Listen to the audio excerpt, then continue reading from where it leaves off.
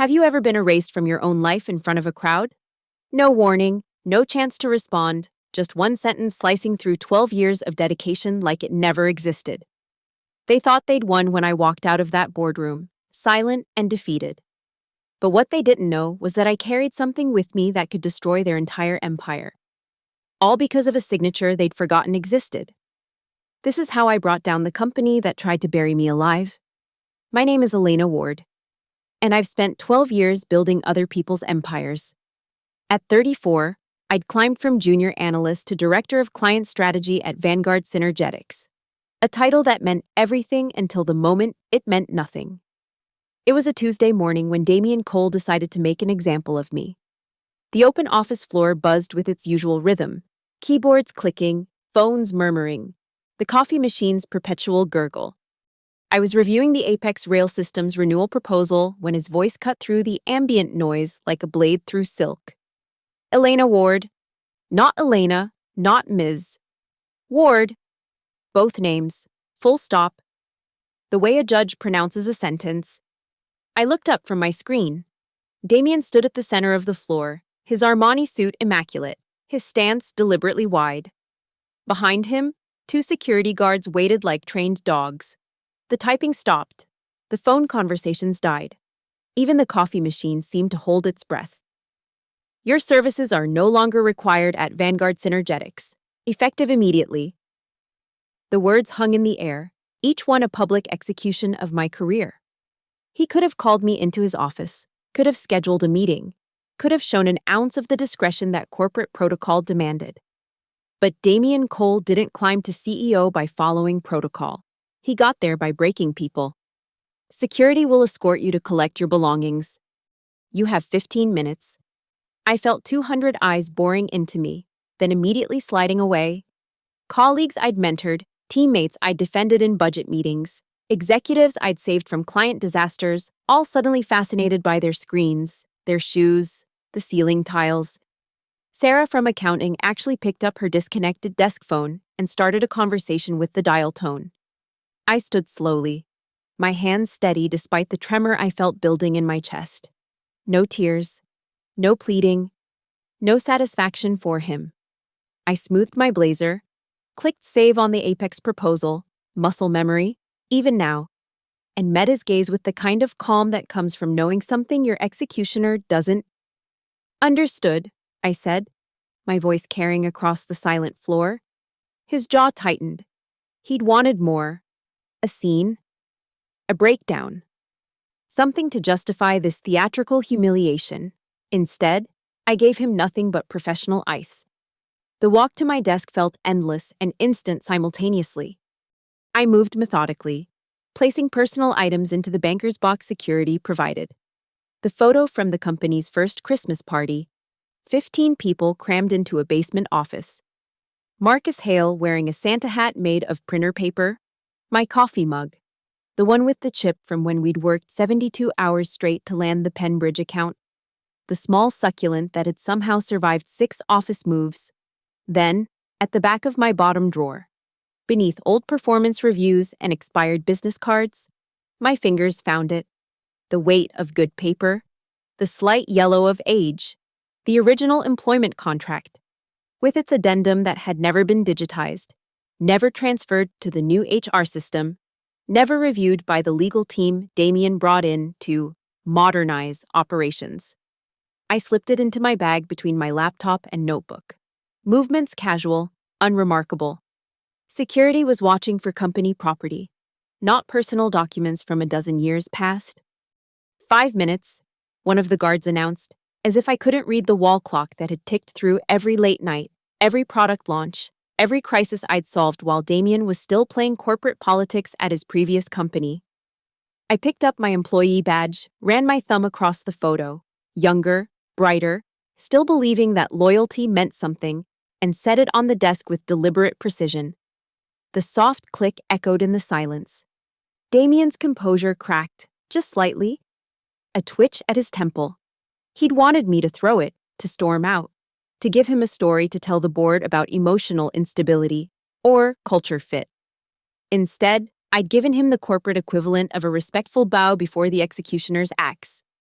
I lifted the banker's box, nodded once to the floor of averted eyes, and walked toward the elevator flanked by security. My heels clicked against the marble floor, the same marble Marcus and I had joked about when we'd first toured this building, wondering if we'd ever be corporate enough for imported Italian stone. As the elevator doors began to close, I caught Damien's reflection in the polished steel. He was already turning away, already dismissing me from his mind, already moving on to his next power play. He had no idea that I just walked out with the lit fuse to his carefully constructed kingdom. 12 years of dedication had taught me many things, but the most valuable lesson came from Marcus himself, shortly before he'd stepped back from daily operations. Always keep your insurance policy where they'd never think to look for it. The elevator descended, carrying me away from everything I'd built and towards something much more satisfying, the complete destruction of the man who'd just made the greatest mistake of his professional life. 12 years ago, Vanguard Synergetics was nothing more than an ambitious idea and a rented basement in Riverside Quarters. The space smelled like mildew and ambition in equal measure, with exposed pipes that dripped condensation onto secondhand desks we'd bought from a bankrupted.com. 15 of us, crammed into 900 square feet, running on instant ramen and the kind of delusion that builds empires. Marcus Hale was 38 then, with premature gray streaking his temples and a laugh that could fill a boardroom or a dive bar with equal authenticity. He wasn't the kind of founder who preached from glass towers. He sat cross-legged on the floor during brainstorming sessions, brought donuts every Friday without fail, and remembered not just our names, but our stories. He knew that Tommy's daughter had type 1 diabetes, that Jennifer was finishing her MBA at night, that I'd walked away from a safe government job because I believed in what we were building. "You're different, Elena," he told me after my first month, both of us working past midnight on the Steinberg pitch. The coffee maker, a temperamental beast we'd named Lucifer, had produced something that looked like motor oil. Marcus drank it anyway. You see the patterns others miss, the connections between what clients say they want and what they actually need. It was Marcus who insisted on the addendum to my contract. We'd just lost our first senior developer to a competitor who'd offered triple the salary. And Marcus was spooked. He'd called in Arthur Bishop, his father's old law partner, a 70-year-old attorney who still used a typewriter for important documents because digital files are just electrons waiting to disappear. "This young woman," Arthur had said, gesturing at me with his fountain pen, "is going to be the backbone of your client relationships. Mark my words, Marcus. Protect her, or someone else will steal her." The addendum was 3 pages of dense legalese, but the core was simple. My role in developing and maintaining client relationships was recognized as fundamental intellectual property. Any frameworks, systems, or processes I created for client management would be jointly owned. More importantly, if I was terminated without cause, ownership of these systems and the client relationships dependent on them would revert entirely to me. "This is excessive," I'd protested, embarrassed by the special treatment. Marcus had grinned, that boyish expression that made board members write checks. "One day, Elena, this company will be too big for me to protect everyone personally. When that day comes, when some suit with an MBA and no soul tries to minimize what you've built, this paper will remind them why you matter." Arthur had typed it up on his 1960s IBM Selectric, the keys clacking like gunfire. Each page was signed in wet ink, Marcus's signature bold and looping, mine careful and precise, Arthur's witness mark like a medieval seal. The document went into a manila folder, the folder into a filing cabinet, and eventually into my desk drawer when we moved offices the 3rd time. "Keep the original," Arthur had advised, his ancient eyes sharp behind wire-rimmed glasses. "Contracts have a way of disappearing when they become inconvenient." The company grew slowly at first, then in explosive bursts. Year 3 brought Series A funding and a real office with windows. Year 5 brought acquisition offers we turned down and partnerships we couldn't have dreamed of. Year 7 brought the move to the Halden Square Tower. All glass and steel and everything Marcus had once mocked about corporate America. By year 10, Marcus was tired. Not physically. He still ran marathons and climbed mountains on weekends, but his eyes had lost something. The basement dreamer had become a boardroom referee, mediating between investors who wanted faster returns and employees who wanted the culture we'd been promised. "I'm bringing in someone to handle operations," he'd announced at the all-hands meeting 2 years ago. "Damian Cole comes highly recommended. He'll help us scale." Scale. Such a clean word for what actually happened. Damian arrived with his team of consultants, their PowerPoints full of efficiency metrics and organizational charts that looked like circuit boards. The Friday donuts disappeared. The open door policy became a scheduling system. Marcus retreated to the 20th floor, then to twice-weekly visits, then to quarterly board meetings. But through it all, that manila folder stayed in my desk drawer. Once, during an office reorganization, a temp tried to collect old papers for shredding. I'd pulled it from her hands with a smile that didn't reach my eyes. "Personal documents," I'd said. She'd shrugged and moved on. Now, sitting in my apartment with the afternoon sun casting long shadows across my dining table, I spread those 3 pages out like tarot cards revealing a future Damian Cole couldn't imagine. The paper had yellowed slightly, but the ink remained sharp. Arthur's typewriter had struck each letter deep into the grain. I traced my finger over the key passage, the one Damian's efficiency consultants had never seen, the one sitting in no digital database, the one that made me not a fired employee but an existential threat. In the event of termination without documented cause, all proprietary systems, processes, and tools developed by the employee for client relationship management shall immediately transfer to the employee's sole ownership, including but not limited to all associated intellectual property rights and existing client contracts dependent upon said systems. Marcus had been right. The suit with an MBA and no soul had come for me. But Marcus, even in his exhausted retreat from his own company, had left me the perfect weapon. I picked up my phone and scrolled through the missed calls. 17 from Damian, 23 from various board members, 41 from the head of legal. They were starting to understand. The transformation of Vanguard Synergetics happened the way steel rusts, slowly, then all at once.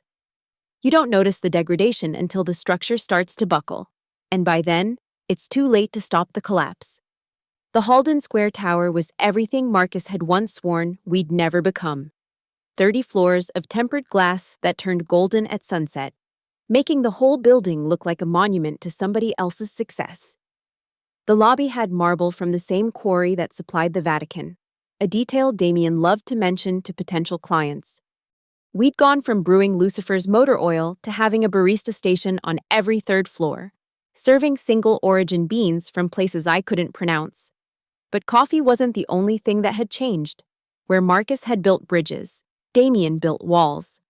Department silos rose like fortifications. Marketing didn't talk to development.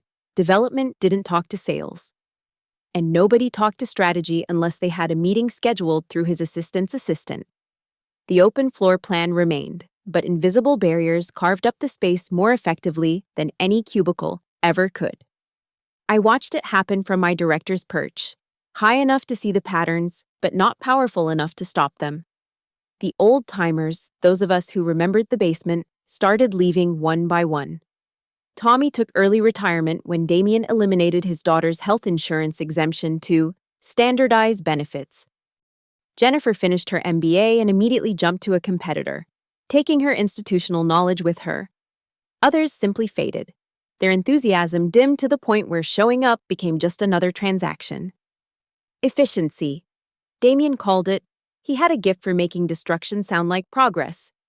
Every Monday, he'd send out metrics dashboards showing improved EBITDA, reduced overhead, streamlined operations. The numbers climbed while the culture died, and somehow, the board saw this as victory. His management style was military precision without military honor. He'd learned leadership from business books written by people who'd never built anything, who confused fear with respect, who thought culture was something you put on a mission statement rather than something you lived every day. The executive floor became his fortress. Where Marcus had worked among us, Damian worked above us. His office, twice the size of Marcus's old one, had a private elevator entrance so he wouldn't have to mingle with the rank and file. He held court there like a medieval lord, summoning people for audiences, dispensing judgment from behind a desk that cost more than most employees' annual salaries. But I had survived. Partly because my client relationships were too valuable to disrupt. Partly because I'd learned to speak Damien's language when necessary. I translated humanity into metrics, relationships into revenue, loyalty into lifetime value. It was exhausting, performing this constant alchemy, turning gold into lead just so he could understand its worth. Through it all, that manila folder waited in my bottom drawer like a patient predator. Sometimes, during particularly brutal restructuring meetings where good people were reduced to redundancy figures, I'd think about it, but I never touched it. It wasn't time yet. I should have known my time would come when Marcus stopped attending board meetings altogether. The last time I saw him was 3 months ago, at a coffee shop near his new house in the suburbs. He looked healthier, but haunted, like a soldier who'd survived a war by deserting. "I don't recognize what we built anymore," he'd said, staring into his cappuccino as if it might hold absolution. "It's not what we built," I'd replied. "It's what Damien's rebuilt." Marcus had winced. I brought him in. "Elena, I thought I was protecting the company, ensuring its future."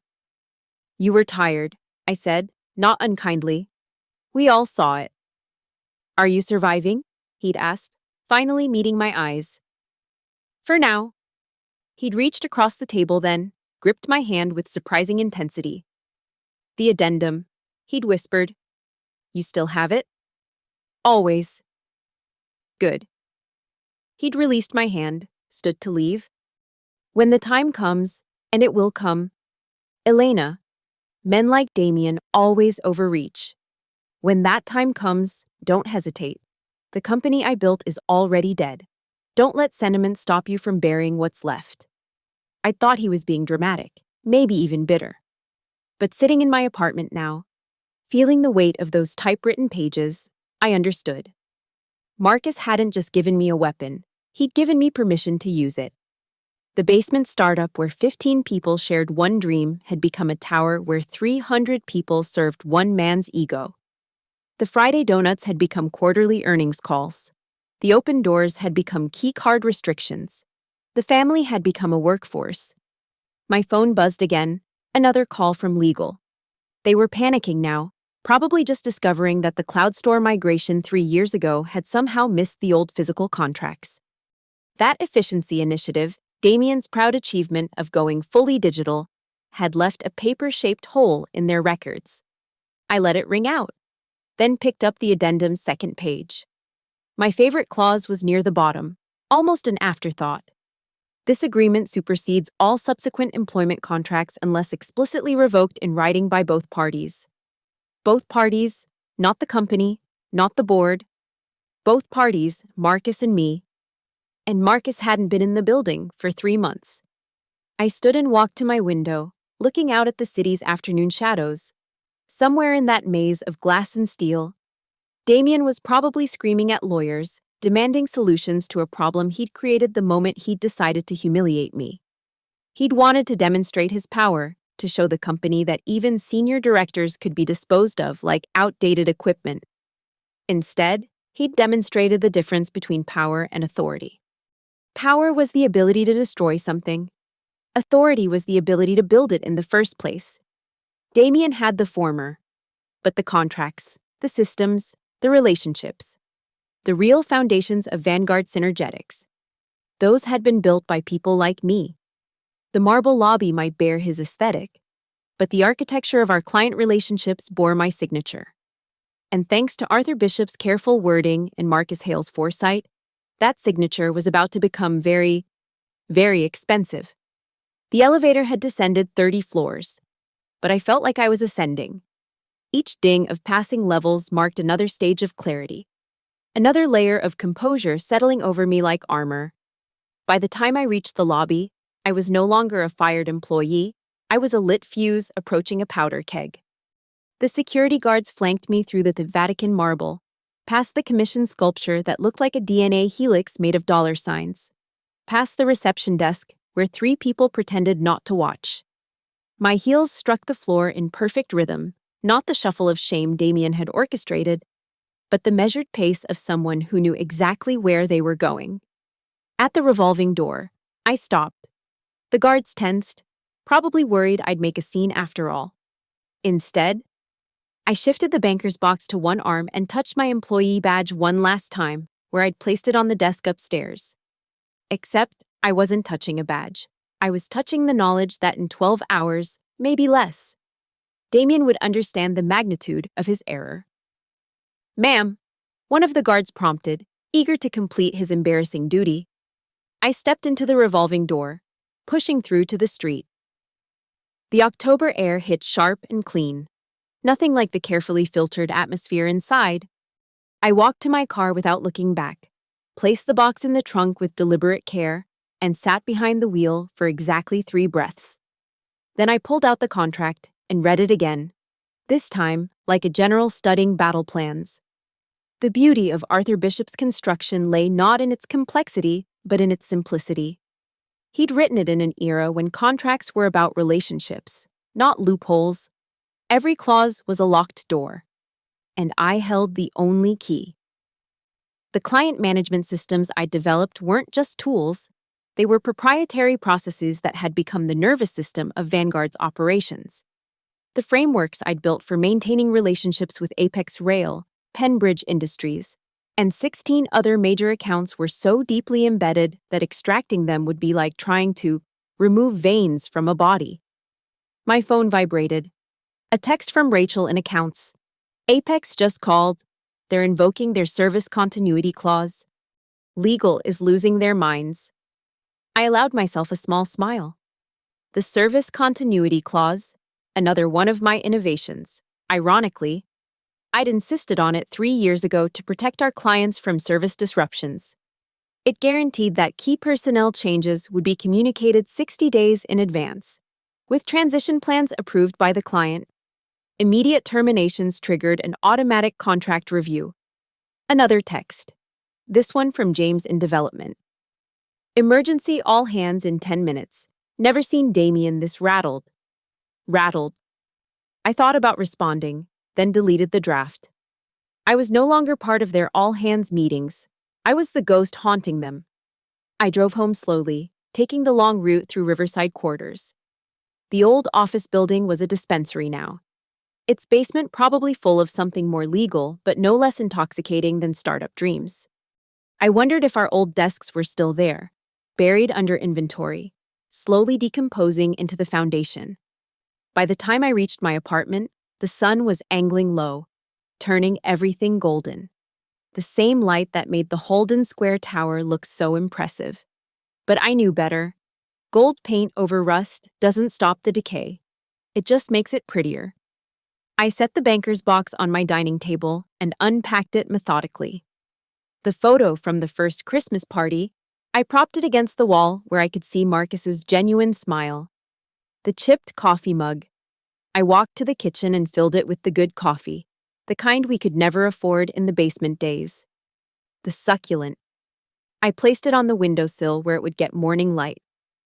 Then I spread the contract pages across the table like tarot cards and waited.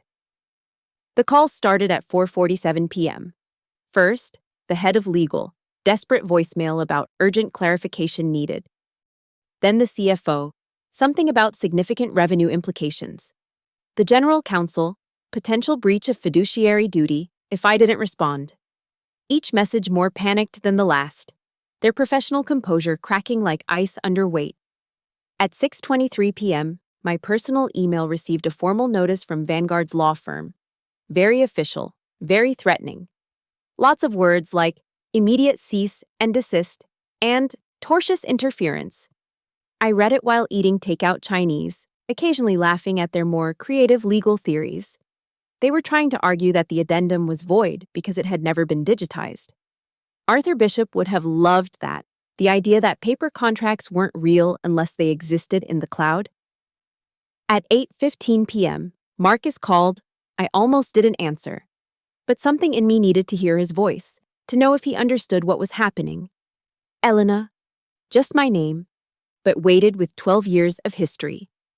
Marcus. Damien called me. He's unraveling. The board is talking about emergency measures. Are you asking me to save him? A long pause. I could hear him breathing, could picture him in his suburban house, probably in the study his wife had decorated with the success symbols of his past life. No, he said finally. I'm calling to tell you that I formally decline to revoke any terms of your original employment addendum.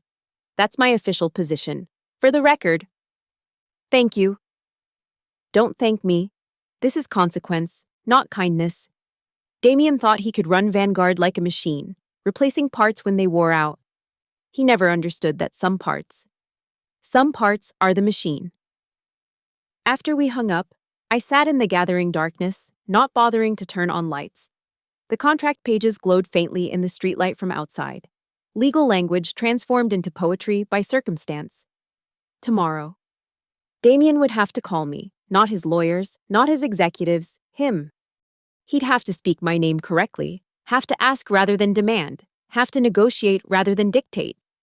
The man who'd stood in the center of that open floor, wielding my termination like a weapon, would have to admit that his weapon had been pointing the wrong direction all along. I picked up my phone and typed a single email to the general counsel. I'll be available for discussion tomorrow at 2 p.m. My consulting rate is $5,000 per hour, minimum 4 hours. The rate doubles if Mr. Cole isn't present personally. Then I turned off my phone, made another cup of coffee in my chipped mug, and sat down to draft a transition proposal that would either save Vanguard Synergetics or bury it completely. The choice would be Damien's, but the terms would be mine. The next morning arrived with a symphony of notifications. I turned on my phone at 7 a.m. to find 63 missed calls, 41 texts, and enough emails to crash a weaker server. The subject lines escalated from professional concern to barely concealed panic. Urgent, client relations matter. Critical, Apex Rail contract status. Emergency, board meeting scheduled. 8 a.m. Please respond immediately. Elena, please. I made breakfast. Actual breakfast. Not the protein bar grabbed while rushing to make Damien's arbitrary 7:30 a.m. start time. Eggs over easy, whole wheat toast, fresh orange juice. I ate while reading the news on my tablet, noting with interest that TechCrunch had picked up a rumor about turmoil at Vanguard Synergetics. The business press smelled blood in the water. At 8:47 a.m., Rachel texted again. Apex pulled the trigger. Contract suspended, pending review. Penbridge requesting emergency meeting. Dom from Reuters is sniffing around. Dominic Chen from Reuters. I'd given him his first real scoop 6 years ago when we'd landed the government transit contract. He had the instincts of a shark and the patience of a saint. If he was circling, Damien's problems were about to become very public. At 9:15 a.m., my doorbell rang. Through the peephole, I saw a courier holding an envelope that probably cost more to deliver than most people made in a day. I signed for it, noting the law firm's name embossed in gold leaf. Inside, 16 pages of legal threats wrapped in velvet language. They'd upgraded from cease and desist to promises of litigation that would pursue all available remedies to the fullest extent of the law. I photographed every page and emailed them to my own lawyer, Diane Winters, who'd been waiting for this moment since I'd retained her services 6 months ago. I'd known something like this was coming. Damien's pattern was too consistent. He destroyed anyone who might challenge his narrative of success. Beautiful. Diane texted back after 5 minutes. They're terrified. Don't respond to anything until our 2 p.m. meeting. Let them marinate. At 10:30 a.m., James from development sent a photo from inside the office. Someone had printed out sections of my original framework documentation and spread them across the main conference table. Yellow highlighter marked every system, every process, every innovation that would revert to my ownership. The image looked like a corporate crime scene, evidence of how deeply my work was embedded in their operations. At 11 a.m., local news picked up the story. Major downtown employer faces client exodus ran as a ticker beneath coverage of a water main break. They didn't name Vanguard yet, but anyone in the industry would know. At 11:45 a.m., my LinkedIn exploded. Connection requests from recruiters, messages from competitors, interview requests from industry publications. The market had decoded the signals. Elena Ward was in play, and she was bringing something valuable with her.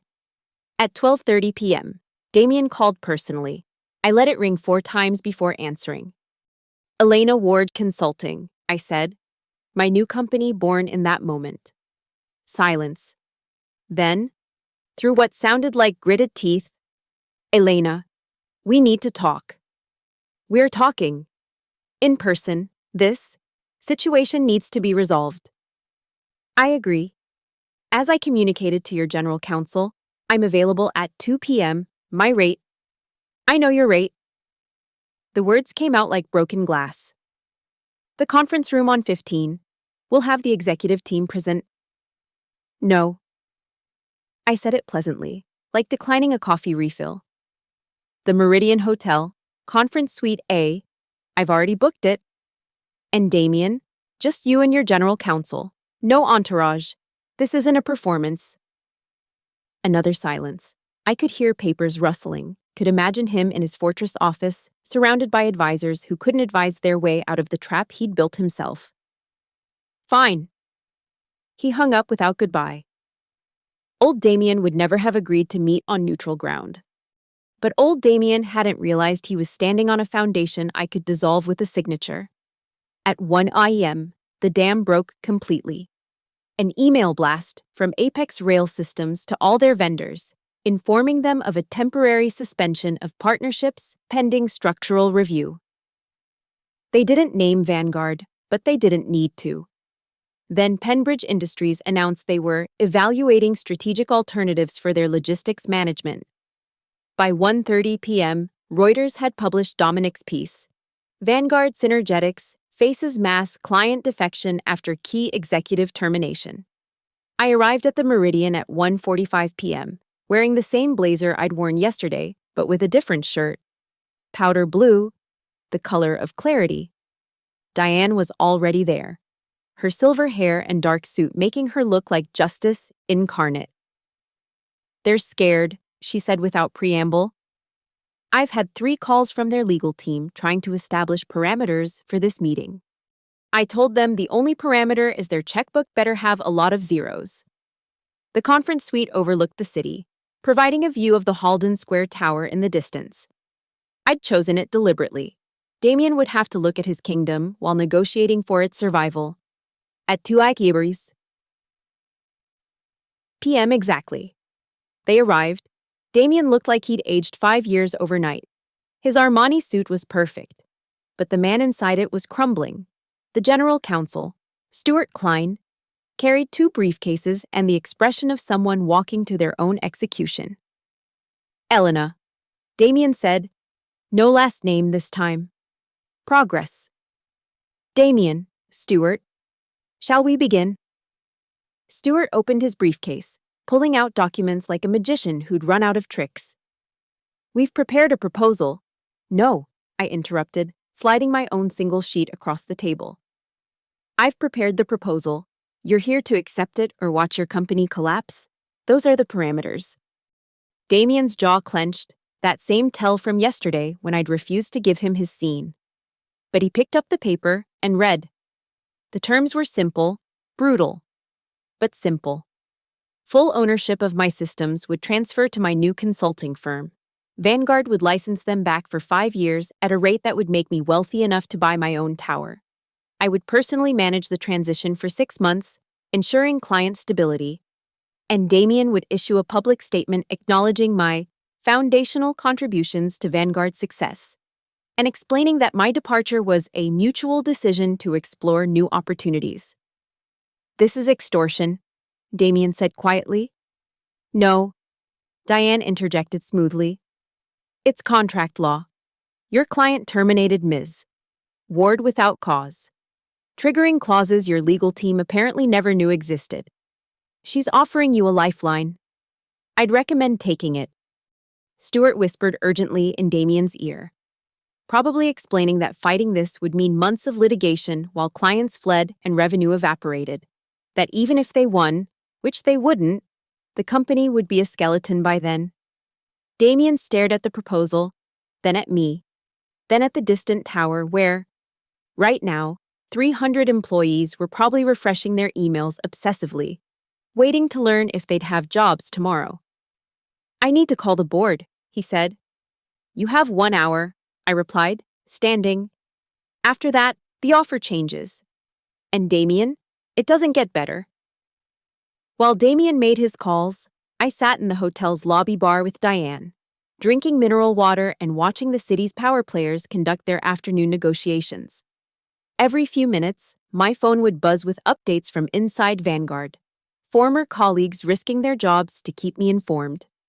2:47 p.m. Rachel. Board called emergency session. CFO just ran past looking green. 2:52 p.m. James.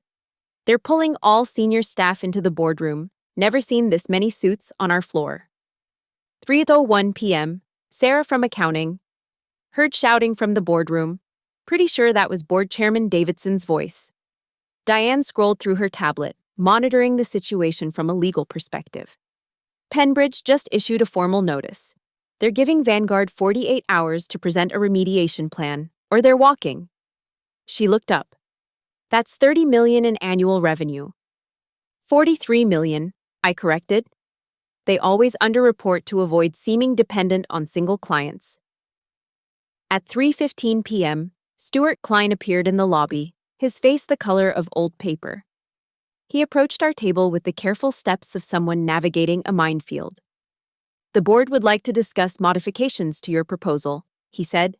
No modifications, I replied. They can accept or decline.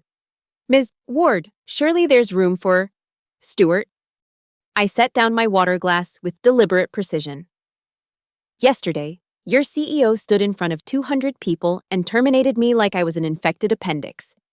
He calculated that the humiliation would prevent anyone else from challenging his authority. It was a clean calculation, except he forgot to carry the one. Stuart's shoulders sagged. The board is concerned about the public statement requirement. They feel it could be seen as an admission of wrongdoing. Diane laughed, sharp and bright. Wrongdoing. They triggered a mass client exodus through executive incompetence. The public statement is reputation management. Without it, the story becomes, Vanguard loses everything because CEO didn't read contracts. Stuart's phone rang. He answered, listened, whispered, "Yes, sir," 3 times, and hung up. The board has requested additional time to review internal documentation, he said. I stood. They have 23 minutes left. After that, I'm going home. And tomorrow my rate doubles. Doubles? His voice cracked.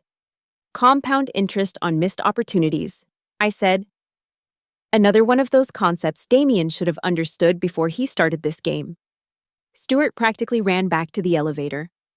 Diane watched him go with the satisfaction of a cat who'd cornered a particularly fat mouse. They'll cave, she said.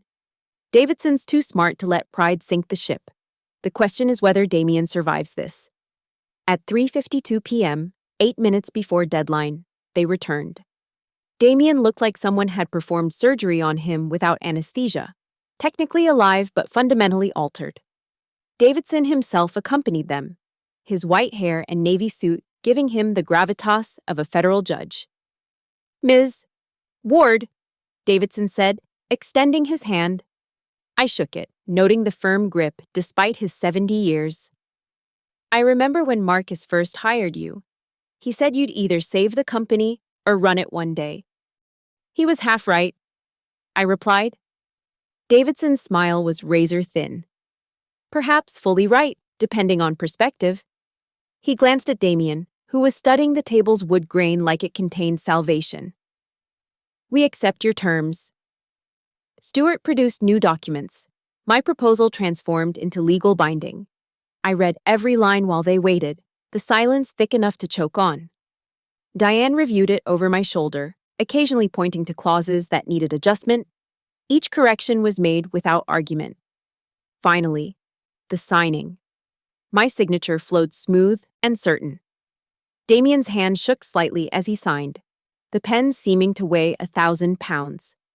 Davidson witnessed with the practiced ease of someone who'd signed death warrants before. "The press release goes out in an hour," I said, standing. "I'll be in the office Monday to begin transition. Stuart, I'll need access to all system documentation by 9 a.m. Damien." I paused, meeting his eyes for the first time since he'd entered. "You should probably prepare your own statement. The board will expect it." His face flushed, understanding the subtext. His position was now as precarious as mine had been yesterday. As we left, Davidson caught my arm gently. "You played this perfectly," he said quietly. "But be careful. Damien's not the type to accept defeat gracefully." "Neither was I replied. "The difference is, I planned for it." Back in the lobby, my phone exploded with notifications. The press release had hit the wire. Vanguard Synergetics announces strategic partnership with Elena Ward Consulting, veteran executive to lead revolutionary transition of client services. Buried in paragraph 3. The key line: Ms. Ward's departure from her role as director represents a mutual decision to leverage her foundational contributions to Vanguard's success in a new capacity. Foundational contributions, mutual decision. Every word a small knife in Damien's reputation. By 4:30 p.m., the narrative had shifted. LinkedIn filled with congratulations on my brilliant strategic move. Former clients reached out directly. Interested in working with my new firm. 3 competitors called with acquisition offers before I'd even registered the LLC. That evening, I sat in my apartment watching the sunset behind the Halden Square Tower. Tomorrow, the real work would begin. Untangling 12 years of innovation from Vanguard's grip while maintaining enough stability to keep them paying my fees. It would be delicate, demanding, and occasionally brutal. But tonight, I allowed myself one moment of pure satisfaction. Damien had wanted to erase me in front of an audience. Instead, he'd elevated me into legend. The executive who'd turned termination into triumph, who transformed humiliation into hundreds of millions in leverage. My phone buzzed. A text from Marcus. "Saw the news. Arthur Bishop would be proud. Dinner when you're ready to talk about what comes next." What came next was simple. I was going to build something new, something better, something that remembered why we'd started in that basement in the first place. But first, I had 6 months to perform corporate surgery on the company that had tried to bury me. The scalper had become the surgeon, and unlike Damien, I knew exactly where to cut. Monday arrived like a reckoning. I walked into the Halden Square Tower at 8:45 a.m., 15 minutes before my scheduled time. Wearing a new suit, charcoal gray with subtle pinstripes, the kind of armor you wear when returning to a battlefield as a conqueror. The lobby security guard did a double take. "Ms. Ward, we need to issue you a consultant badge." "Already arranged," I said, producing the gold-edged visitor pass that granted me executive floor access, higher clearance than I'd had as a director. Stuart had processed it over the weekend, probably while Damien was drafting his resignation letter. The elevator ride was different this time. When employees saw me, they didn't avert their eyes.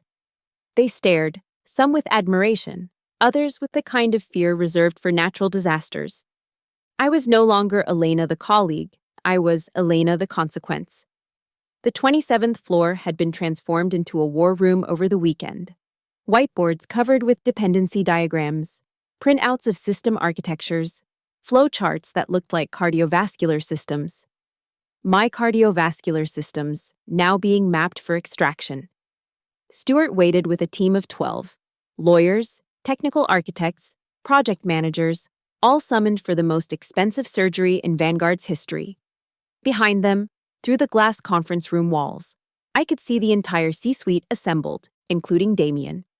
He sat at the far end of the table, diminished, his CEO authority now more suggestion than fact. "Ms. Ward," Stuart began, his tone respectfully cautious. We've prepared initial documentation of all systems requiring transition. However, we've discovered some complexities. I smiled. Of course there were complexities. I'd spent 12 years weaving my innovations so deeply into Vanguard's DNA that removing them would require rewriting the company's genetic code. Show me, I said. The lead architect, a nervous man named Paul whom I'd hired 4 years ago, pulled up the first diagram. It showed the client relationship management framework, my masterpiece, built iteration by iteration, client by client, crisis by crisis. Lines connected every component to every other component in a web that looked almost organic. The Apex Rail Predictive Maintenance System, Paul said, pointing to one cluster. It's integrated with 17 other client systems. If we extract it, the others fail. I finished. Yes, I designed it that way. Mutual dependencies create stability. But that means, Stuart started, then stopped. The implications hitting him. That means, I continued, that you're not just licensing back some tools, you're licensing back the entire nervous system of your client operations. Every alert, every report, every automated response flows through architecture I built. Through the glass, I saw Davidson lean forward, saying something sharp to Damien. Damien's jaw clenched, that tell again. But he nodded. The board, Stuart said carefully, would like to understand the full scope of the transition.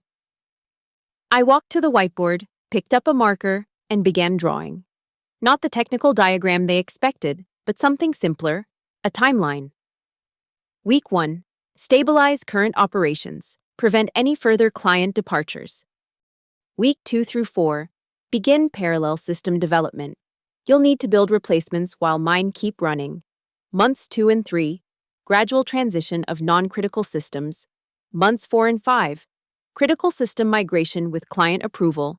Month 6. Final handover. And if we need more time, Stuart asked. Then you negotiate an extension. My rate increases 20% per month after the initial 6. Paul raised his hand like we were in school. Ms. Ward, some of these systems, I don't fully understand how they work. The documentation references processes that aren't in our knowledge base.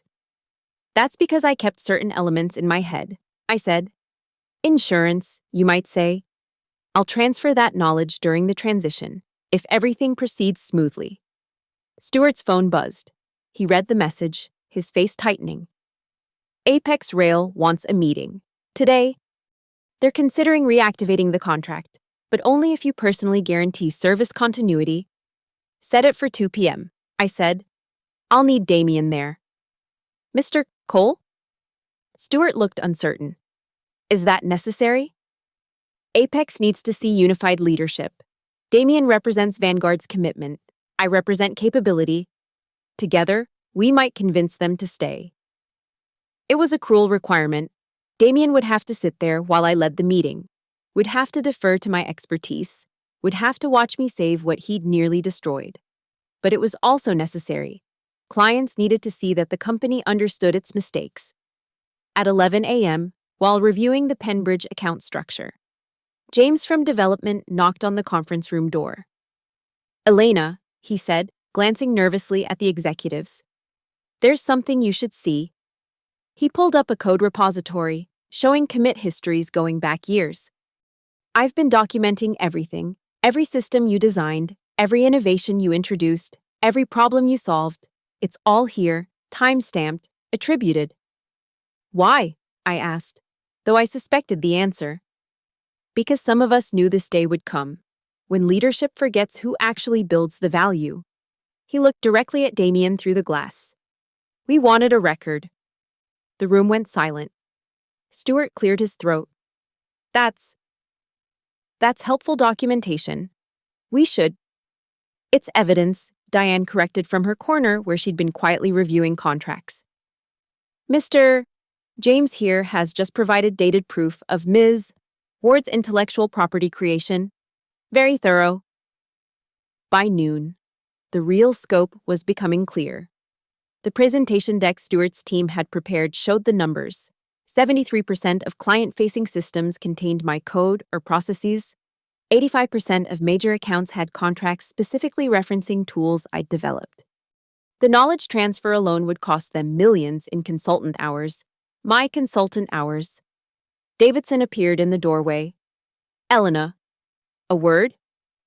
We walked to his office, Marcus's old office, I noted, not Damien's executive suite. He closed the door and gestured to a chair. You've won, he said simply. Completely. Damien will be gone by end of month. The board's already decided. The question is, what do you actually want? What I've always wanted, I replied. To build something that matters. Vanguard lost that when it chose efficiency over excellence, metrics over meaning. Would you consider coming back as CEO? The offer hung between us like a bridge to an alternate timeline. Elena Ward, CEO of Vanguard Synergetics. The culmination of every ambition I'd harbored in those basement days. No, I said, surprising myself with the certainty. Vanguard is Damien's body now, even if you remove the head. Too much has changed. The culture is gone. The trust is broken. I'd spend years trying to resurrect something that's already dead. Davidson nodded slowly. Then we proceed with the transition. But Elena, be gentle with the corpse. 300 people still depend on it for their livelihoods. I'll keep it breathing, I promised. Long enough for something better to grow. The Apex meeting that afternoon was a masterclass in humiliation disguised as collaboration. I led while Damien supported. I strategized while he agreed. I assured while he nodded. The Apex executives watched him shrink with each passing minute, understanding exactly what they were witnessing, a public execution in corporate dress. They renewed for 2 years, conditional on my oversight. That evening, as the sun painted the conference room gold, I found myself alone with the whiteboards, the diagrams, the mapped remnants of 12 years' work. Tomorrow would bring more meetings, more transitions, more small deaths of what Vanguard had been.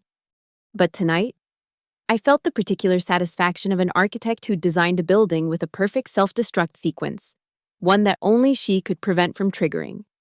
Damien had fired me thinking I was an employee. He'd learned, too late, that I was a foundation. And foundations, when removed, take everything with them. 3 weeks later, the news became official. Damien Cole was stepping down to pursue other opportunities. The press release was a masterpiece of corporate euphemism, but everyone who mattered knew the truth. He'd been sacrificed to save the kingdom he'd nearly destroyed. His last day was a Friday. Fitting, since Marcus had always said Fridays were for endings and beginnings. I watched from the 27th floor as he carried his own banker's box to the elevator. No security escort, no public humiliation, just a quiet exit that somehow seemed worse than the spectacle he'd made of my termination. At least I'd left with dignity intact. He left with nothing but the echo of his own footsteps. The letter arrived that afternoon, delivered by his personal assistant who'd already updated her LinkedIn to Seeking New Opportunities. Inside, Damien's handwriting, not typed, handwritten, as if the effort meant something. Elena, you won, completely. I underestimated you, undervalued you, and ultimately, undermined myself. The empire I thought I was building was actually yours all along. I just didn't see the foundations until they were gone. I could blame pride, ambition, or simple blindness. But the truth is simpler. I confused power with strength. You showed me the difference. D. Cole. I read it twice, then filed it away, not out of sentiment, but as a reminder that even dragons sometimes apologize after they've been slain.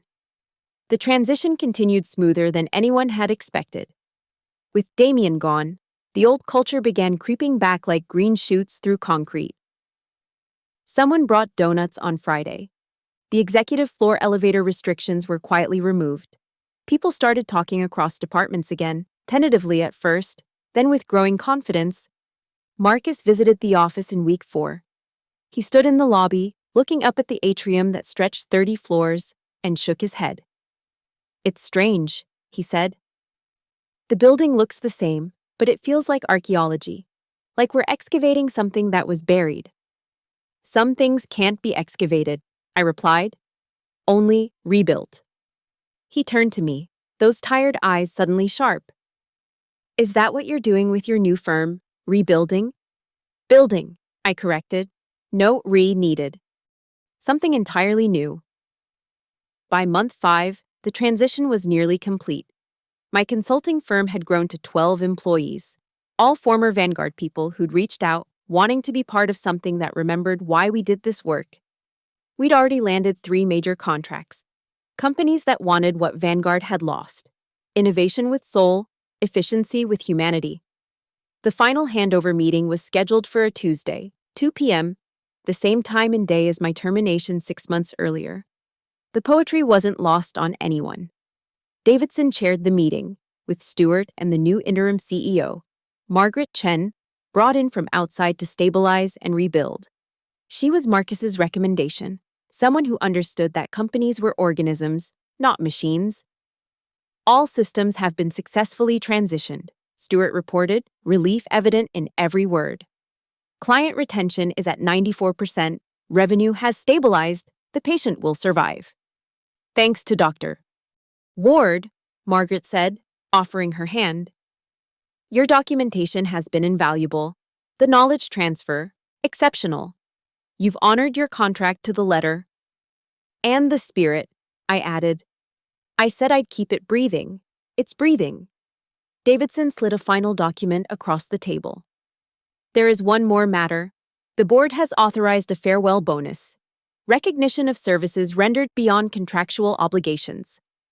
The number had a lot of zeros. Enough zeros that my consulting firm could operate for 2 years without a single client. I looked at it, then at the assembled executives, all waiting for my response. No, I said, sliding it back. The contract was enough. I gestured to the room, the building, the company trying to heal itself. This was never about money.